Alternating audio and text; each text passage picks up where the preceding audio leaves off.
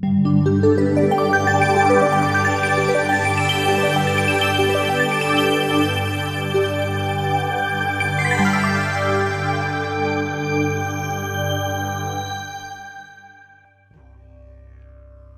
you new to the topic of Planet X and feeling overwhelmed and somewhat unnerved?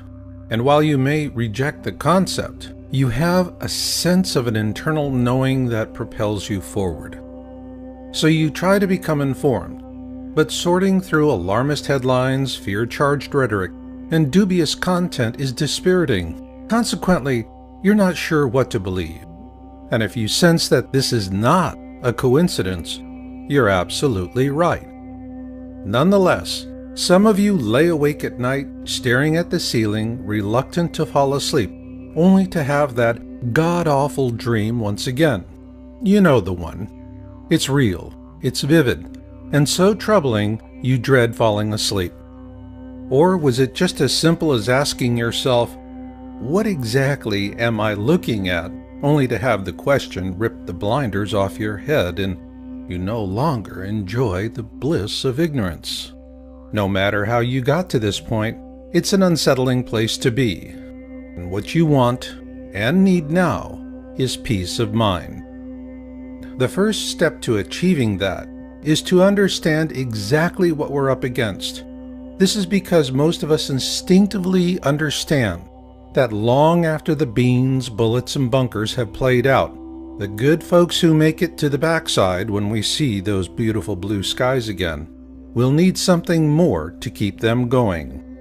That's why surviving what is to come is not about preparing against what you fear. Rather, it is preparing for what you love. Because holding on to each other is far more important than holding on to things. To help you prepare for what you love, this program gives you the who, what, when, where, why, and how about Planet X. The goal here is to help you gain confidence in your own ability to get a good beat on things. So let's take a look ahead at what you'll see in this program. For starters, we'll look at all the different names used for Planet X and what the term actually means. Then we'll take on the debunker rant that Planet X is an internet hoax, with a first-of-its-kind, broad-brush, chronological view of Planet X history from 1781 to the present. This is because the only truth that matters is the truth that you put inside yourself, in your own time and in your own way. Follow this path to knowledge, and you will find the sense of self you need to survive the years ahead with love and hope for the future. So let's get started.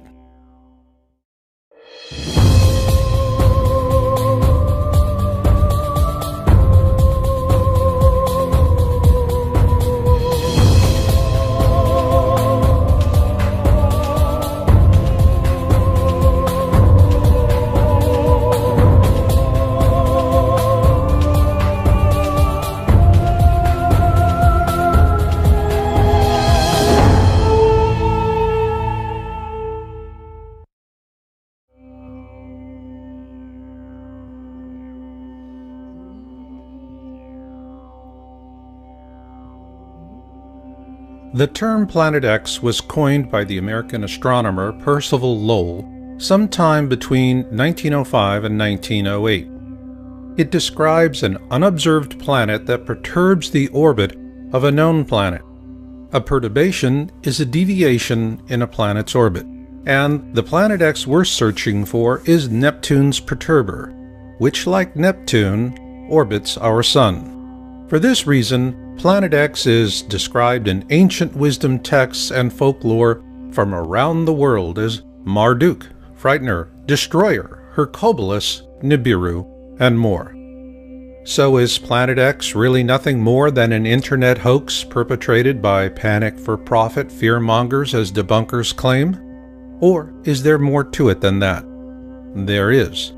And it begins in 18th century Europe.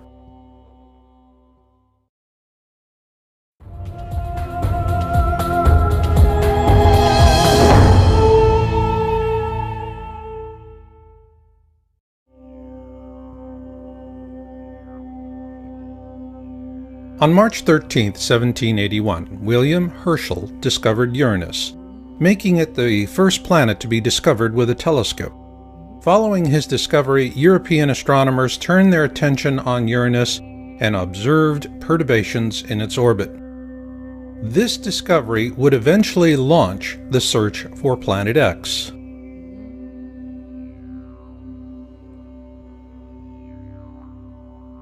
If one were to choose the father of Planet X research, it would have to be Alexis Bouvard, a French astronomer who observed the perturbations in the orbit of Uranus and attributed them to the existence of an unknown planet, the first Planet X. Unfortunately, Bouvard died before the coordinates for Neptune could be mathematically determined by French mathematician Urbain Le Verrier and British mathematician John Couch Adams, using Bouvard's observations. Verrier gets the official credit because he relayed those coordinates to astronomer John Gall of the Berlin Observatory, and 5 days later, Neptune was observed by Gall on September 23, 1846. This made Neptune the first planet to be discovered by a mathematical prediction. So Neptune was also the first Planet X to be discovered. But subsequent calculations based on the orbits of Uranus and Neptune indicated the presence of yet another Planet X, well beyond the orbit of Neptune, and so the search resumed. Not in Europe, but in America.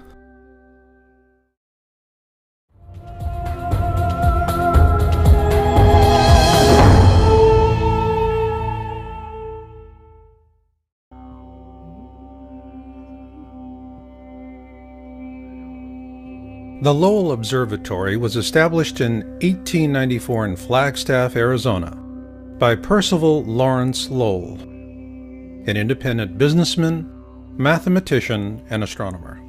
One reason Lowell founded the observatory was to study the planet Mars and its canals. The other was the search for other objects of interest in our solar system, most particularly Neptune's perturber, Planet X. A fact that revisionist historians downplay or paint over. Yet it was Lowell's intention to find the mysterious Planet X that led to the discovery of Pluto.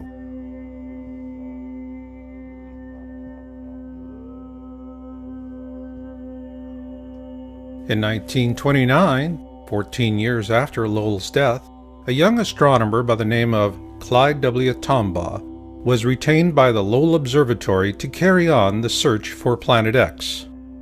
And on February 18, 1930, he discovered Pluto. At the time, astronomers believed he had found Planet X, Neptune's perturber. Consequently, the topic of Planet X languished for some time after Tombaugh's discovery. However, after the discovery of Pluto's moon Charon in 1978, it was determined that Pluto lacked the mass to be Neptune's perturber, as it is only about 60% the size of our own moon. So with that, the search for Planet X was once again afoot. It's also interesting to note that Pluto was later demoted to the status of a dwarf planet in 2006 by the International Astronomical Union.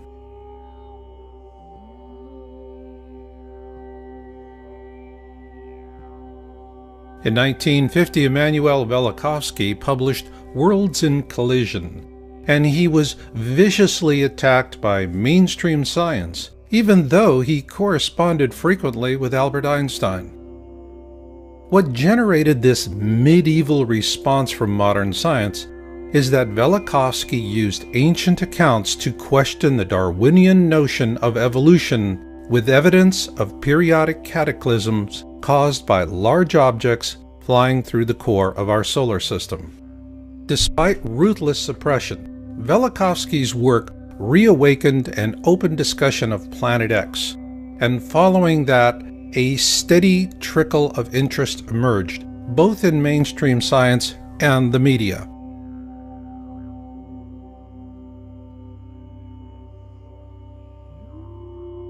On March 3, 1972, NASA launched the Pioneer 10 spacecraft to explore the outer planets. However, according to government whistleblowers, the real purpose was to find Planet X, or at least to help narrow down the search field. An interesting aspect of Pioneer 10 is that it also carried a small gold anodized aluminum plaque designed by astronomer Carl Sagan, should the spacecraft be found by extraterrestrials.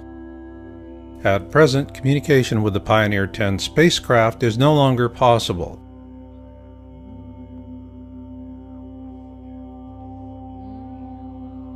Following the launch of Pioneer 10, the topic of Planet X would have languished again had it not been for Zecharia Sitchin, the author of The 12th Planet, which was first published in 1976.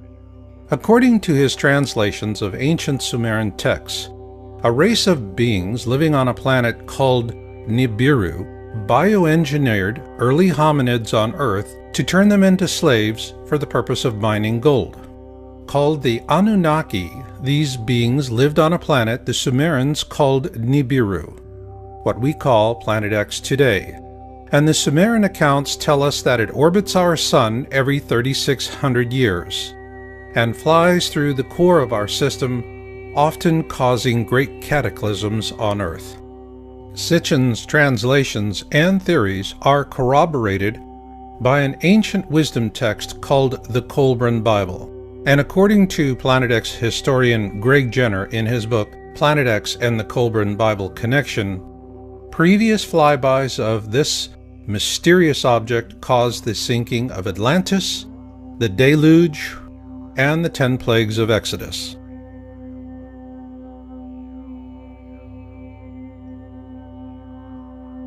Although Sitchin was continuously mocked and attacked by fundamentalists, our government took his work seriously, and on January 25, 1983, NASA launched the Infrared Astronomical Satellite, IRAS. Its mission was to map the sky using infrared. According to NASA, IRAS was unable to complete its mission due to a failure in its supercooling system, and much of the data collected from the probe was classified and has never been disclosed. Several government whistleblowers say that this was a cover-up because NASA shut down IRAS after it imaged Planet X. Their accounts parallel an article published by the New York Times on January 30, 1983, shortly after the IRAS launch. Evidence assembled in recent years has led several groups of astronomers to renew the search for the 10th planet. They are devoting more time to visual observations with the 200-inch telescope at Mount Palomar in California. They are tracking 2 Pioneer spacecraft, now approaching the orbit of distant Pluto, to see if variations in their trajectories provide clues to the source of the mysterious force. And they are hoping that a satellite-borne telescope launched last week will detect heat signatures from the planet, or whatever it is out there. It is important to note that the term Planet X was also used to refer to a 10th planet. However, after Pluto was demoted to a dwarf planet in 2006, that definition became irrelevant. But what is relevant is what IRAS imaged and the consequences of those observations.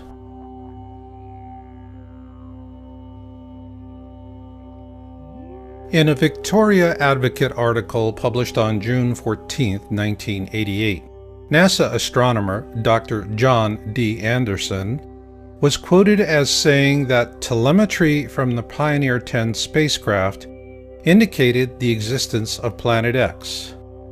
Also note that this article was sourced from Google News and was featured in Yowza.com's March 2012 article titled "The Planet X Cover-Up in the Mainstream Media." Following publication of our article, the entire June 14, 1988 edition was deleted from the Google News site. However, a complete copy is available for Yowza.com subscribers. But what is relevant here is that Anderson is a NASA astronomer with one heck of a resume. and what he said in that 1988 news article was powerful. In that article, he said, "We have a 90 to 99% confidence that Uranus and Neptune are being disturbed, and by one candidate for that is a single planet X." At that point, our government became more interested in keeping public attention focused much closer to home. After all, if you can't see it, it's not there, so go back to sleep, America. Nothing to see here. However, a few curious minds had other notions. On October 1988, Dr. Robert S. Harrington, the chief astronomer for the U.S. Naval Observatory, published his paper, "The Location of Planet X," in the Astronomical Journal. In an August 30th, 1990 television interview with Zecharia Sitchin, Harrington also said that Pluto had been a satellite of Neptune, but it was dislodged by Planet X, which he believed could possibly sustain some form of life. He also showed Sitchin a diagram he had created approximating the location of Planet X. Following that interview, Harrington commissioned the construction of a special telescope for a Planet X photographic sky survey in 1991, which was completed at the Black Birch Observatory in New Zealand. The New Zealand observations were performed using Harrington's calculations, and the results were sent to NASA. However, those films vanished and have never been seen again, which leaves us with a big question. Did Harrington actually find Planet X, Neptune's perturber?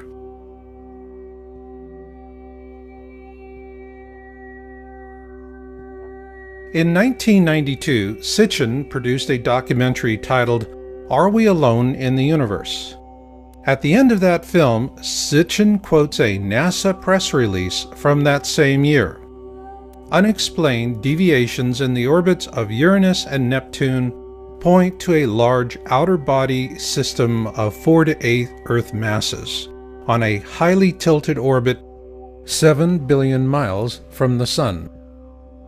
This NASA press release suggests that Harrington did find Planet X in 1991, but the truth will never be known, because before he could publish his findings, Harrington died from a rapid onset of esophageal cancer on January 23, 1993.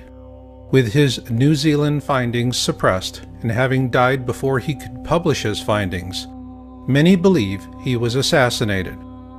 One of the reasons given by those who subscribe to the theory of an assassination was an obituary by Charles E. Worley of the U.S. Naval Observatory.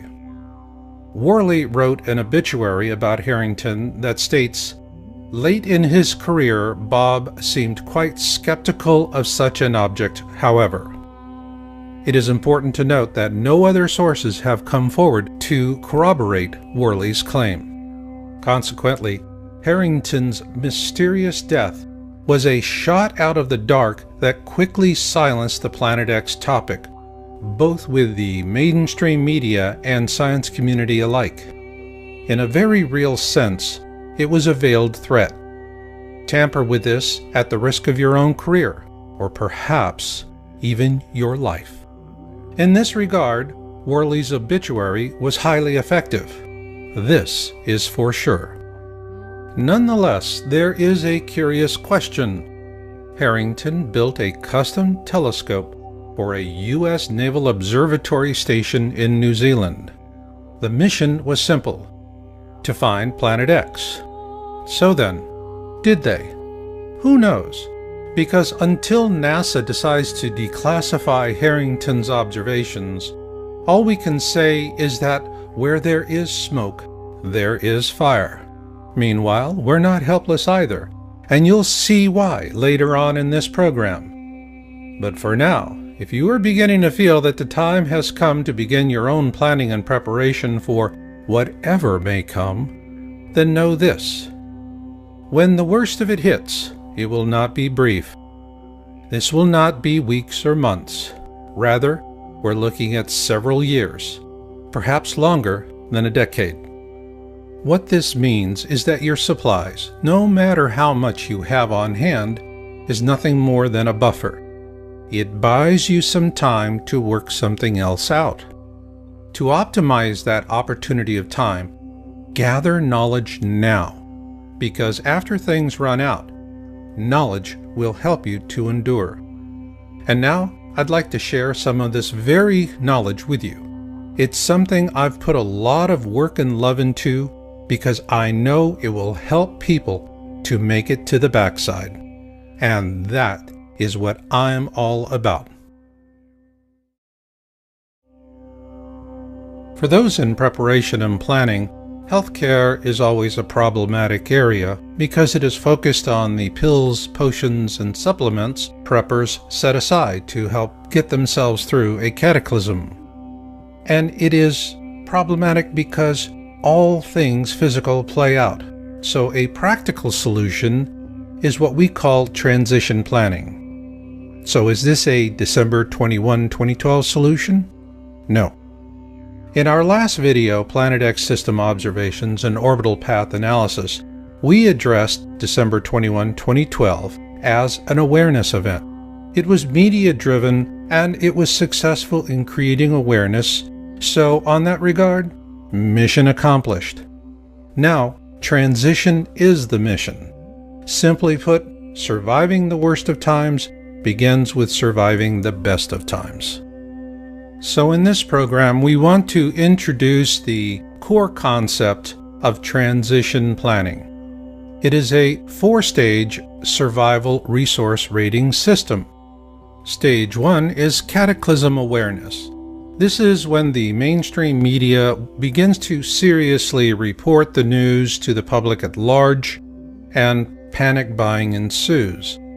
If you're not prepared by this time, be ready for long lines and short supplies at the store. Stage 2 is cataclysm events. Simply put, the first to fall will most likely be the last to know. But planning and luck will also play equal roles. While planning and preparation is not a guarantee that you and your loved ones will survive these events, it will, however, dramatically increase your odds of survival.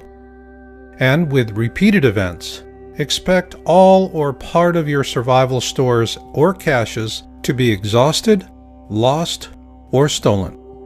Stage 3 is post-event.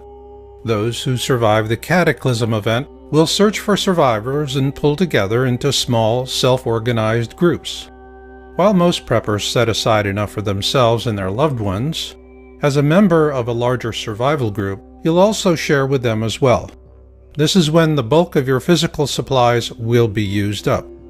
Stage 4 is the backside. This will be the time years into the future when those who survive all the worst that man and nature can throw at them live to see blue skies once again. By this time, all medical supplies will have long been exhausted, and what you'll have is knowledge. Of paramount importance will be the kind of knowledge that helps you with survival wellness and developing sustainable ways of growing food and medicinal herbs. This brings us to the simple metric of our transition planning system. It's a rating system. You rate your resources, physical and knowledge, in terms of how far they'll get you through the process. Here are a few examples. The internet is a fabulous Stage 1 resource, but it likely will not go much further than that. A fire extinguisher is a handy Stage 2 resource. Have one on hand. And off-road bicycles will be an ideal Stage 3 resource for getting around when there's not much left in the way of roads. And long after the internet, fire extinguishers and off-road bicycles have rusted away, knowledge will continue to endure, especially survival knowledge like Danjon breathing. Danjon breathing was created by Korean ruling elites back in the early days of acupuncture. These people were not worried about dying from hunger or thirst. Rather, they lived in fear of catching a cold, hence the old expression, "Don't catch your death of cold." And to explain how it works is Dungeon Breathing for Wellness co-developer, Master Roar Shepherd. You want to have a tool that's been used for thousands of years to deal with these kind of situations. Dungeon breathing is easy to learn, quickly oxidizes the body, lets go of carbon dioxide waste, and lowers the calorie demand of the body. More oxidation in the body, less influence on communicable diseases. Now that's important. The complete Dungeon Breathing for Wellness system from feelbetteronyourown.com includes a full-color symptoms handbook and 6 exercise and reference DVDs. This course was developed by preppers, for preppers, and the symptoms handbook is the core of the system. It offers quick access to poses for a wide range of symptoms and complaints, and it's designed to help volunteer trainers pass along these simple techniques to others. Each pose is cross-referenced by skill level, symptom, and personal goals. Organized into 3 levels, low impact, universal, and high impact, the 57 core poses offered in the Feel Better on Your Own system represent those used by Korean elites for centuries. They are simple, practical, and highly effective. To learn more, visit feelbetteronyourown.com today and view our free instruction videos.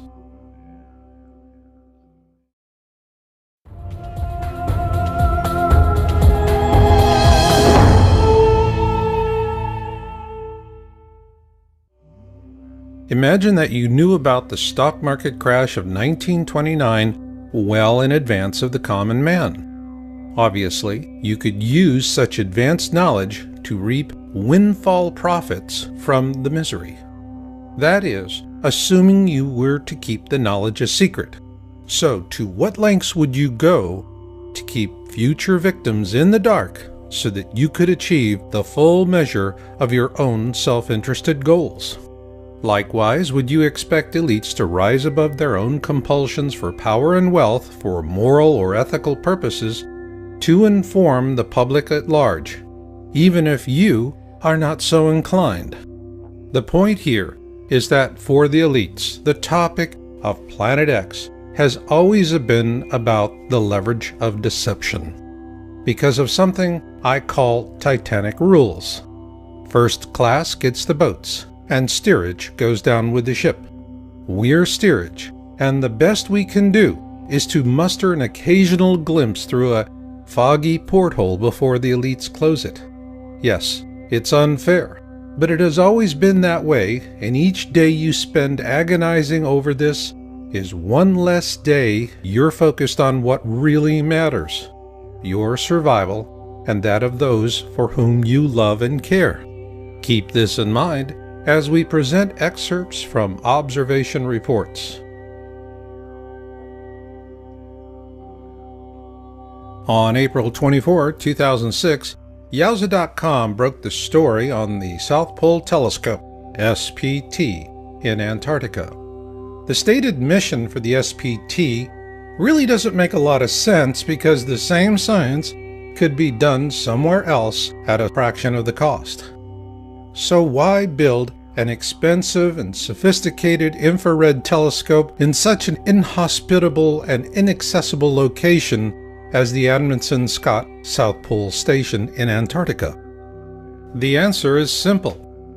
This infrared 10-meter dish is the perfect instrument for observing an object rising up through the southern skies in infrared.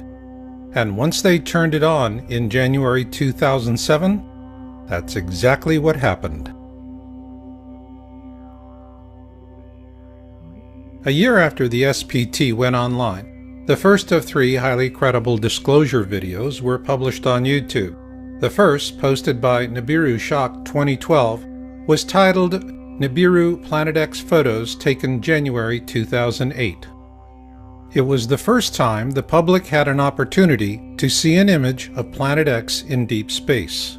And here you see a capture from the video, and the same capture again, but enhanced. In it, we see not just one object, but several.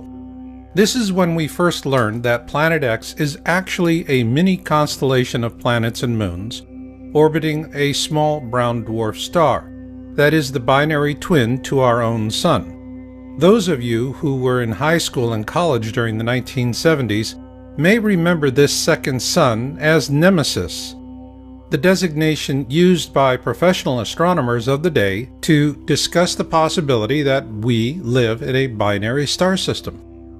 Also, just as Sitchin and Harrington predicted, it would be rising up from the southern skies. But we wondered, could lightning strike twice with another disclosure video? On March 3, 2008, Nibiru Shak posted his second video titled Nibiru Planet X Update February 1, 2008. Well, what do you know, lightning did strike twice. And in that video we're told that Nibiru is now inside the Kuiper Belt, well beyond the orbit of Pluto.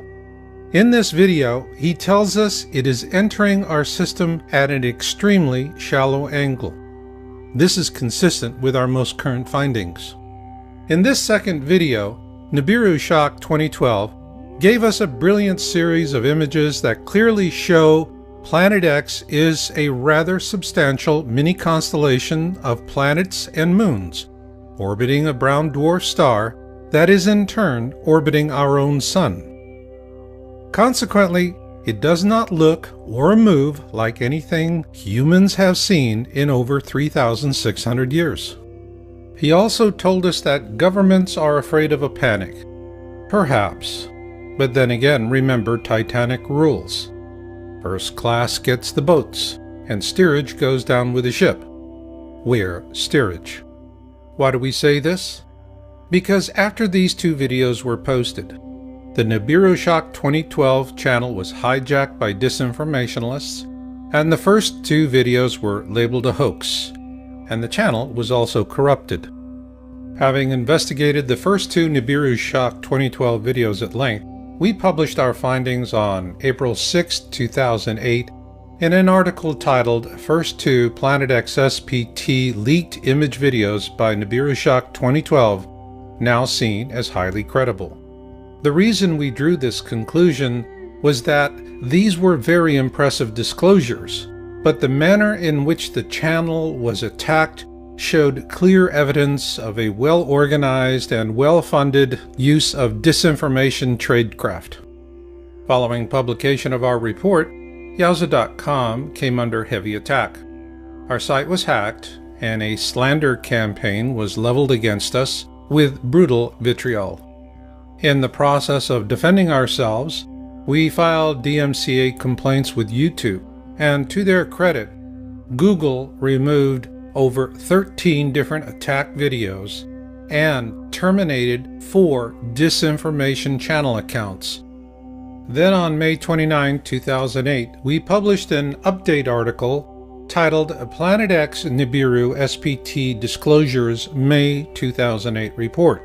In it, we presented our analysis of a third SPT disclosure video by a different YouTuber going by the name of DNIR4808N. This YouTuber described how a personal friend working at the SPT had sent him an image of the Planet X system captured by the SPT on May 14, 2008. In the video, DNIR4808N named his friend, and the government had the YouTube channel removed along with this video within a few hours after it was posted.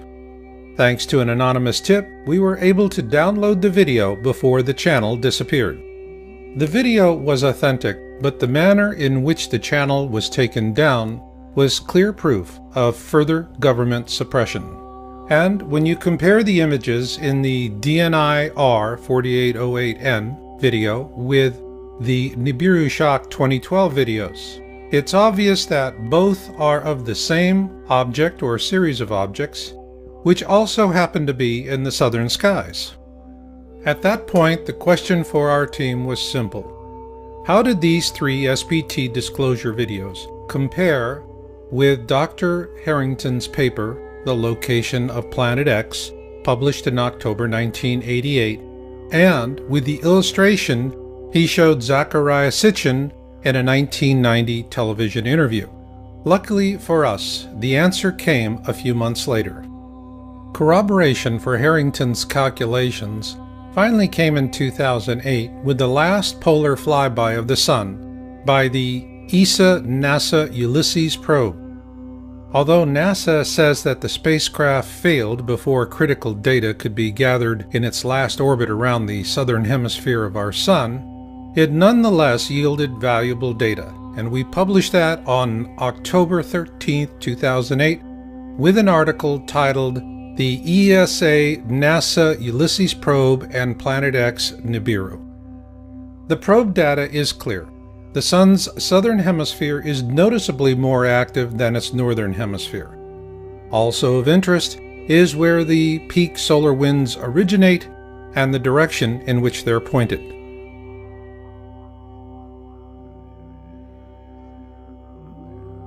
Our team continued researching Harrington's paper and the many disclosure videos we'd seen. Finally, on September 7, 2010, we published our findings in an article with a video titled "The Only 3 Authentic SPT Disclosure Videos of 2008.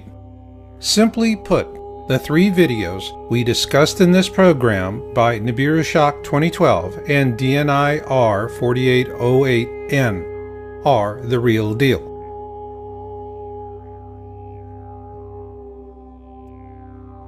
What wasn't a real deal as predictions go was Comet Elenin, and we first raised that question in an article we published on May 15, 2011, titled "Is Comet Elenin a Decoy?" After a lot of speculation, the result here is that sometimes a comet is just a comet. However, Comet Elenin was a ripe opportunity for organized distraction. Consequently, it was portrayed as Planet X, the nemesis dark star astronomers debated in the 70s, the Star of Bethlehem to herald the Second Coming, and an alien mothership under intelligent control. As it turns out, the only thing under intelligent control was the disinformation. So the next time you see a stampede in progress, you might want to keep this in mind. On July 30, 2012, a YouTube channel of anonymous amateur astronomers, the 00 Skyview, posted a video titled "What Begins in Aquarius Ends in Aquarius." One of the first things we noticed was that this group of folks were showing us their instrumentation. Now that was something new. Then they showed us where they found their object of interest, 4 degrees below the ecliptic. Plus, like the SPT disclosure videos, this group is showing us images of a mini constellation with a large object in the center and a cluster of satellites in orbit around it. But what really got our attention was that they were observing a red iron dust cloud, the hallmark signature of a brown dwarf star. Then on November 1, 2012, the 00 Skyview team upped the ante with a video titled "Lifting the Veil." Right out the gate, they predicted a greatest eastern elongation flyby approaching from the southern skies. Not a good thing. In astronomy, a greatest eastern elongation describes an object that passes us on our side of the Sun to the left of us and inside our own orbit. In this case, this object is also rising up from our southern skies. And it's interesting to compare the ESA-NASA Ulysses probe data with the 00 Skyview flyby prediction. They then presented an orbit for their object of interest, which also happens to resemble the orbit Dr. Robert S. Harrington showed in August 30th, 1990, during a television interview with Zecharia Sitchin. Next, the 00 Skyview team presented a series of color-shifted variations and a wide-field view. However, their last image is of a mini constellation in Aquarius, and it is similar to the mini constellation in the January 2008 disclosure video by Nibiru Shock 2012 titled Nibiru Planet X Photos taken January 2008. So were they seeing the same thing? Well, we must wait and watch, because this mini constellation moves through the sky like nothing we've ever seen before. However, what we can say is that when it does appear for all to see, it will appear suddenly. And given the observations for 2013 you're about to see, the need to plan and prepare for whatever may come is more important than ever before. But first, we want to acknowledge you ladies out there who've taken an interest in Planet X. When we published our first article in January 2002 on Planet X, women represented a 12% audience share. But in 2013, your ranks have grown to nearly 3 times that. And we want to thank you intrepid ladies out there because, well, the topic of Planet X is no longer a boys' club. With this in mind, I want to share helpful survival knowledge about dealing with a very ancient curse, both today and long after your medical kit is empty. Every self-healing energy art is about drawing energy and oxygen into the body. But only Danjun breathing focuses on an area of the body women know as the womb, below the belly button and above the pelvis.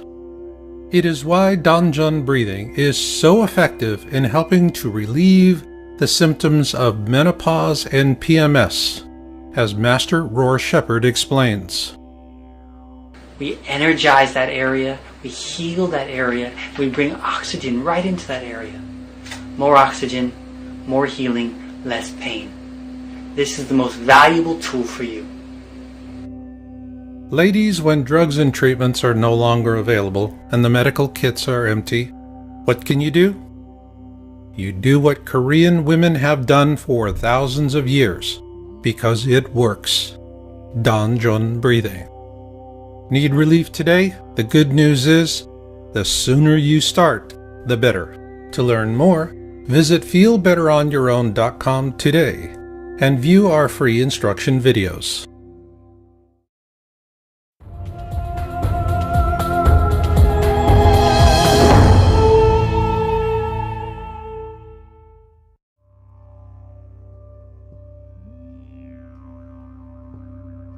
At the beginning of January 2013, Yowza.com researchers began tracking an uncatalogued object using the Vulcan feed camera from the Turrialba volcano in Costa Rica.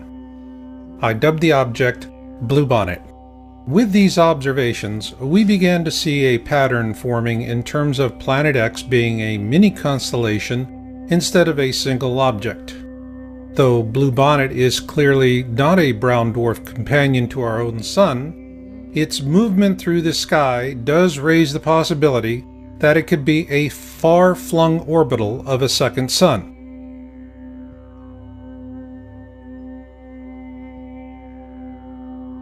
On February 11, 2013, we published our findings in a video titled Object of Interest as Seen from the Turrialba Volcano. In this frame, you see Bluebonnet above the Turrialba volcano and specification data for the Vulcan feed. Turrialba is 10 degrees north of the equator at approximately 11,000 feet, and the Vulcan camera was pointed to the southwest with a good view of the Pacific Ocean on a clear day. In that video, we explain the difference between the horizon as we see it here on Earth and represented by the red line. The green line you see cutting through the center of the Sun is the ecliptic. The ecliptic is the plane of our solar system, and all of the planets orbit the Sun within a few degrees of it. This is important to know when analyzing a newly revealed and disturbing prediction by Nostradamus. In October 2007, the History Channel aired The Lost Book of Nostradamus for the first time. In this video, 7 prophetic images paint a catastrophic end to life as we know it. According to this program, Nostradamus is showing us the constellation of Fucus because it will play a pivotal role in the flyby. This was interesting because the Vulcan feed image data also shows Bluebonnet transiting through or very near to the constellations Ophiuchus and Sagittarius in December of last year.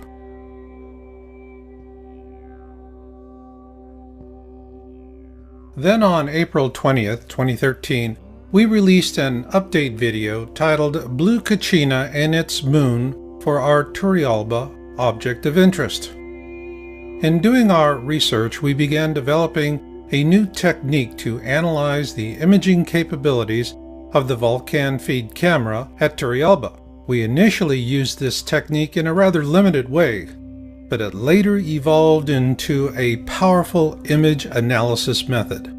Also noted in this update was a video released by the 00 Skyview team on March 23, 2013 titled The 5 Uploaded Images from the Dance of the Stars video. In that video, they provided a chart that gave us an interesting possibility for potential orbitals in the vicinity of Ophiuchus.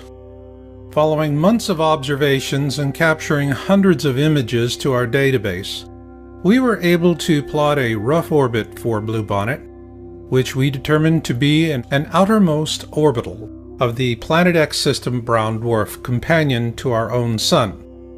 Ergo, Bluebonnet does not orbit our Sun, but rather something else that does.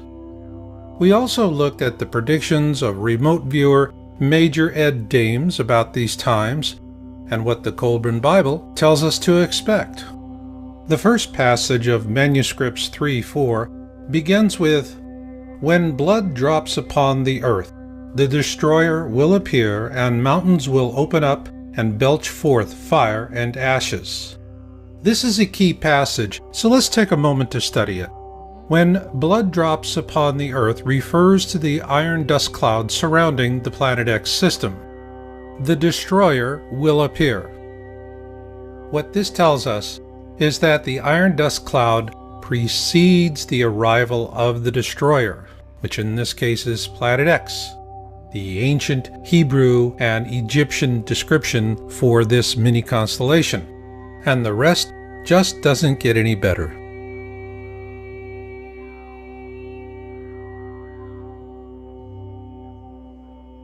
On July 8, 2013, the 00 Skyview team posted a new video titled Fire in the Sky Part 3. The term KBO stands for Kuiper Belt Object, which is a classification for Planet X. Potential orbitals refers to the planets and moons in orbit around the KBO.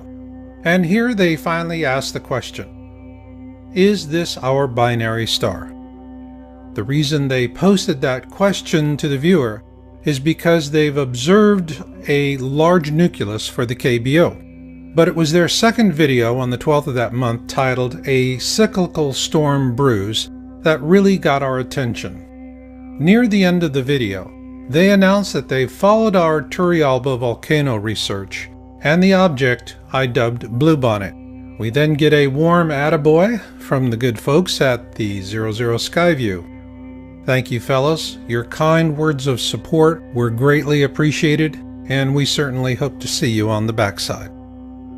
Because you corroborated our observations of Bluebonnet, we were able to take a big step forward. On July 28, 2013, we posted our video, Planet X System Observations and Orbital Analysis, with featured observer Jorge Arena. Early on, an old debunking attack that Bluebonnet is a reflection because it appears in front of the Sun was disproved with a series of Vulcan feed captures. The series clearly shows Bluebonnet slipping behind the clouds. Also, the image analysis method we first introduced to our viewers in April was formalized and presented in detail. We call it Camera Sensor Illumination, CSI. And we used it to compare two Bluebonnet captures from this year, one from January and the other from May. Our CSI analysis shows that Bluebonnet has been growing larger and brighter. Likewise, CSI was used to evaluate the observation images of Jorge Arena. He is an importer of Peruvian foods and herbals, and he's based in Ontario, Canada. On May 27, 2013, while flying over the Eastern Pacific, he imaged the brown dwarf at the core of the Planet X system. While it appears at the Sun's 11 o'clock position relative to Earth's horizon, the actual placement relative to the ecliptic is below the ecliptic and near the Sun's 8 o'clock position. Also note that the Vulcan feed in Costa Rica is pointed towards the southwest at an elevation of approximately 11,000 feet, and that when Jorge took his picture, he was at 37,000 feet, and his camera was also pointed towards the southwest. And once again, we find an interesting connection between Jorge's observation and the 2008 ESA-NASA Ulysses probe data presented earlier. Using the data available on Bluebonnet plus Jorge's images, we were able to approximate the orbit of the Planet X mini-constellation through the core of our solar system. What this corroborates is the prediction of the 00 Skyview team that the Planet X flyby would happen on our side of the Sun in their November 1st, 2012 video titled Lifting the Veil. Further to that, in a September 2008 interview with Carrie Cassidy of Project Camelot, government whistleblower Bob Dean predicted the very same thing, that the Planet X flyby will occur when it is on our side of the Sun. And now, a moment of truth. Everything you've seen up to this point is intelligence.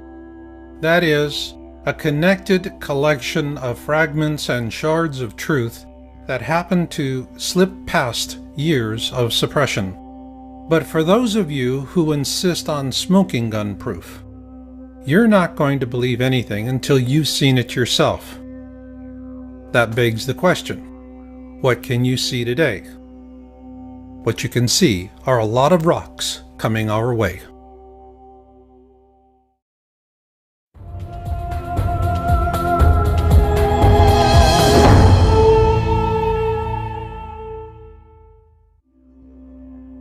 The American Meteor Society was founded in 1911 for meteor observations. It is a reliable source for information about meteors and fireballs.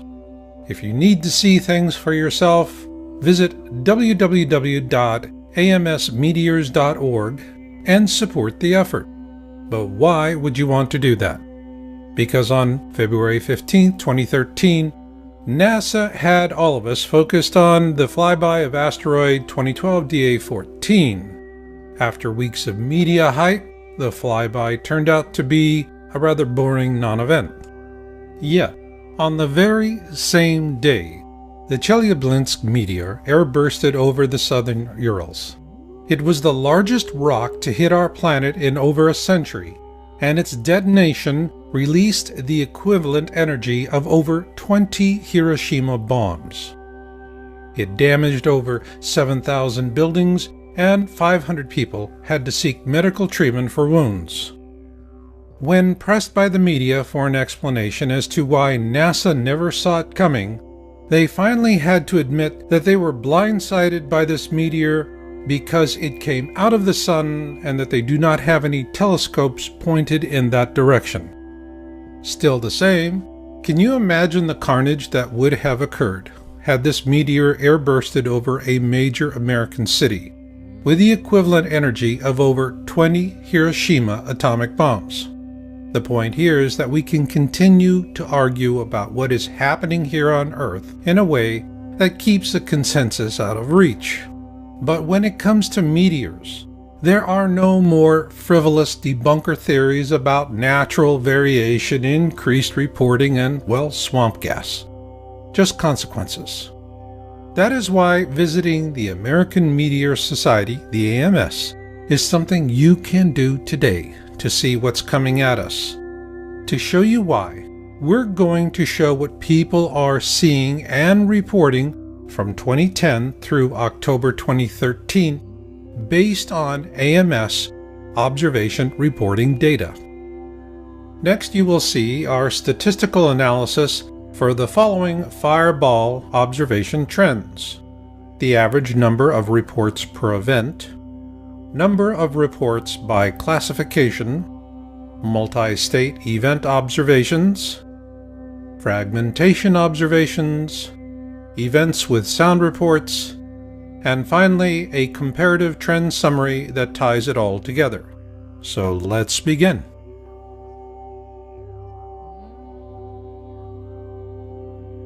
This series of slides shows the overall growth in the average number of reports per event for all classifications from January 1, 2010 to October 13, 2013. Of note is that in 2013, we see for the very first time in the history of AMS 2 fireball observations with over 1,000 reports each. So let's take a closer look at those reporting classifications.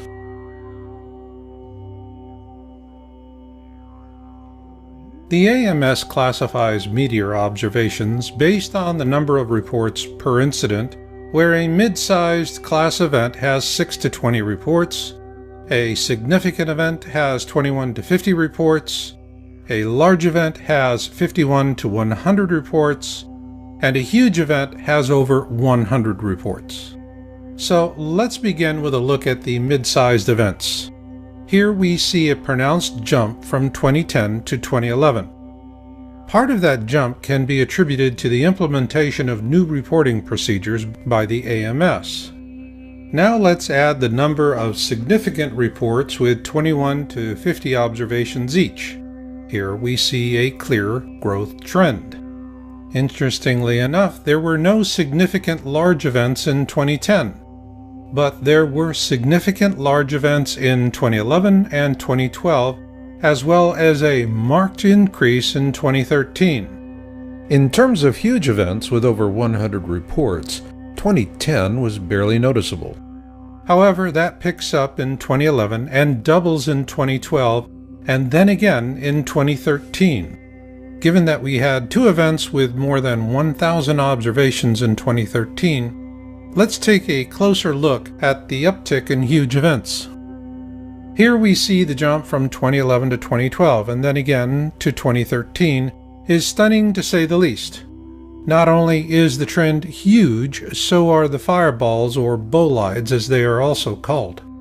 So what's driving this trend? Multi-state observations.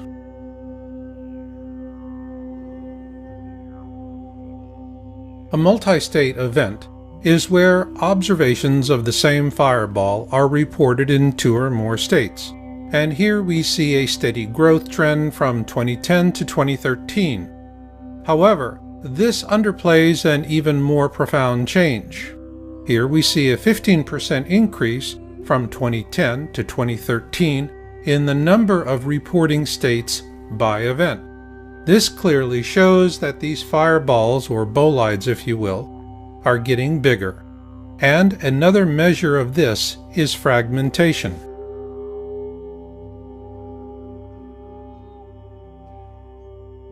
Fragmentation is a key indicator of size, and while angle of attack and velocity also play a factor, the rule of thumb is the larger the meteor, the more likely it is to fragment, or break apart if you will.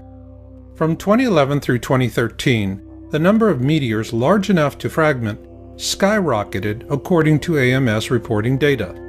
This should be of real concern to all of us because this represents a 400% increase in just 3 years, and because there is a corresponding increase in sound as well.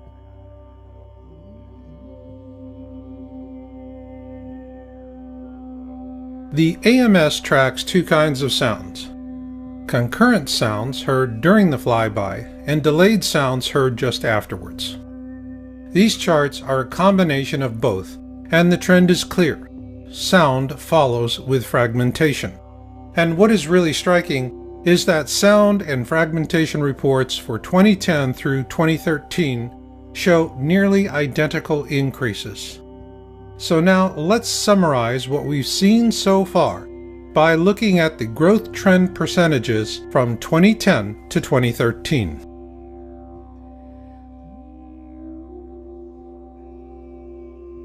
Now let's look at a big picture view of the AMS data based on the average number of observation reports per event, events with sound reports, fragmentation observations, and multi-state event observations.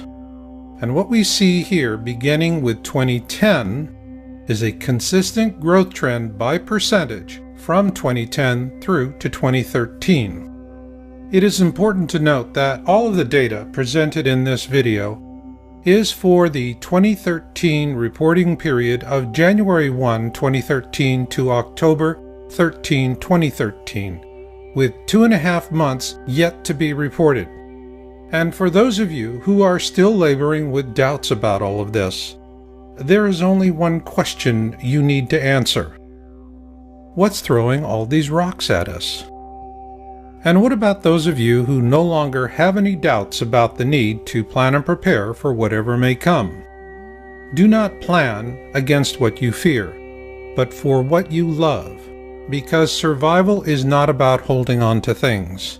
It's about holding on to each other. For the Yowza.com and PlanetXTownHall.com research team, this is Marshall, and we'll catch you on the backside. By Percival Lawrence Lowell, an independent businessman, mathematician, and astronomer. One reason Lowell founded the observatory was to study the planet Mars and its canals. The other was the search for other objects of interest in our solar system, most particularly Neptune's perturber, Planet X, a fact that revisionist historians downplay or paint over. Yet it was Lowell's intention to find the mysterious Planet X that led to the discovery of Pluto.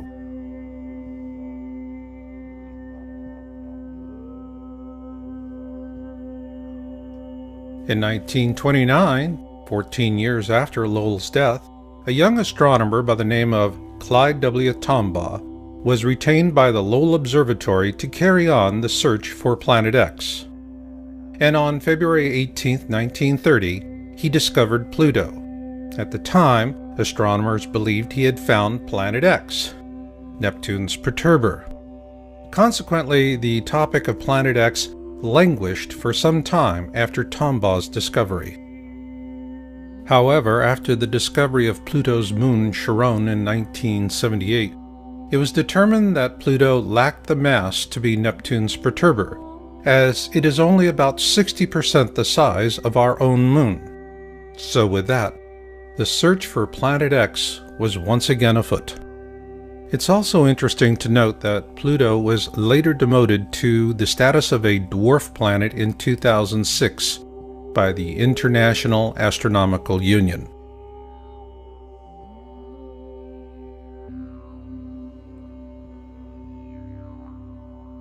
If one were to choose the father of Planet X research, it would have to be Alexis Bouvard, a French astronomer who observed the perturbations in the orbit of Uranus and attributed them to the existence of an unknown planet, the first Planet X. Unfortunately, Bouvard died before the coordinates for Neptune could be mathematically determined by French mathematician Urbain Le Verrier and British mathematician John Couch Adams, using Bouvard's observations. Verrier gets the official credit because he relayed those coordinates to astronomer John Gall of the Berlin Observatory, and 5 days later, Neptune was observed by Gall on September 23, 1846. This made Neptune the first planet to be discovered by a mathematical prediction. So Neptune was also the first Planet X to be discovered. But subsequent calculations based on the orbits of Uranus and Neptune indicated the presence of yet another Planet X, well beyond the orbit of Neptune, and so the search resumed. Not in Europe, but in America.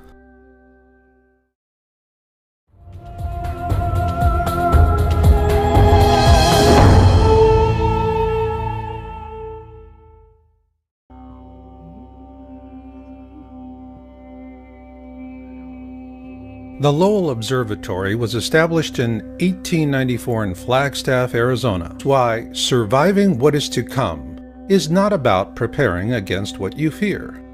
Rather, it is preparing for what you love. Because holding on to each other is far more important than holding on to things. To help you prepare for what you love, this program gives you the who, what, when, where, why, and how about Planet X. The goal here is to help you gain confidence in your own ability to get a good beat on things. So let's take a look ahead at what you'll see in this program. For starters, we'll look at all the different names used for Planet X and what the term actually means. Then we'll take on the debunker rant that Planet X is an internet hoax, with a first-of-its-kind, broad-brush, chronological view of Planet X history from 1781 to the present. This is because the only truth that matters is the truth that you put inside yourself, in your own time and in your own way. Follow this path to knowledge, and you will find the sense of self you need to survive the years ahead with love and hope for the future. So let's get started.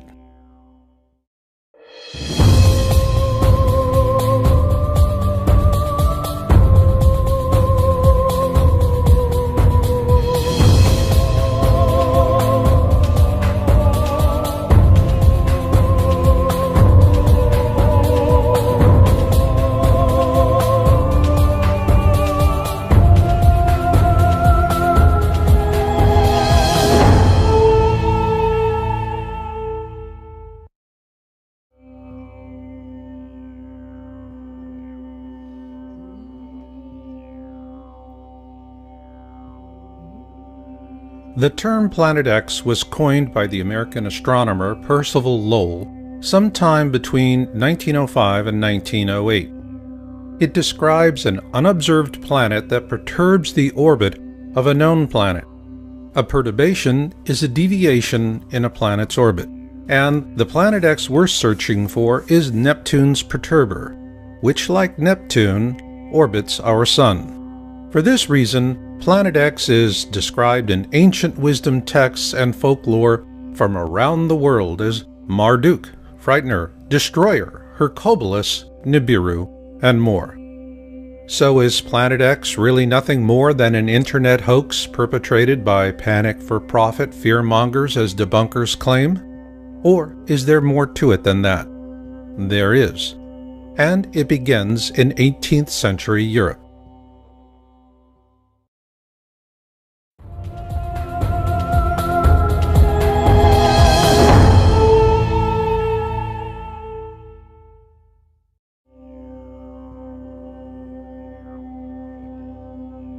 On March 13, 1781, William Herschel discovered Uranus, making it the first planet to be discovered with a telescope. Following his discovery, European astronomers turned their attention on Uranus and observed perturbations in its orbit. This discovery would eventually launch the search for Planet X.